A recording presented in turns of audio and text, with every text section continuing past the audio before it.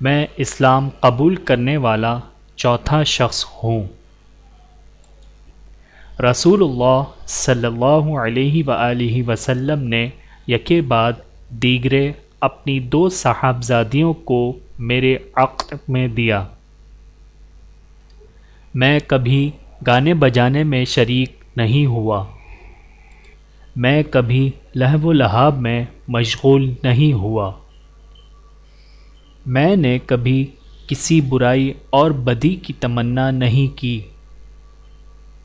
رسول اللہ صلی اللہ علیہ وآلہ وسلم سے بیعت کرنے کے بعد میں نے اپنا سیدھا ہاتھ کبھی اپنی شرمگاہ کو نہیں لگایا۔ اسلام لانے کے بعد میں نے ہر جمعے کو اللہ تعالی کے لیے ایک غلام آزاد کیا، اگر اس وقت ممکن نہ ہوا تو بعد میں آزاد کیا۔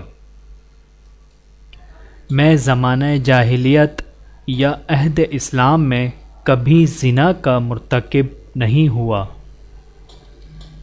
عہد جاہلیت اور زمانہ اسلام میں نے کبھی چوری نہیں کی۔ سب سے بڑا خطا کار وہ ہے جو لوگوں کی برائیوں کو بیان کرتا پھرتا ہے۔ تو دوستو، اس ویڈیو میں اتنا ہی۔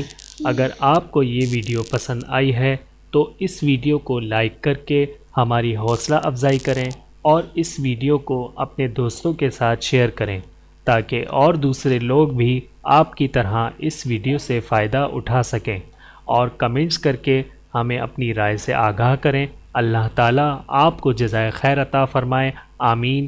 اپنا اور اپنے پیاروں کا بہت زیادہ خیال رکھیے گا اور مجھے دعاؤں میں یاد رکھیے گا۔ Take care. اللہ حافظ۔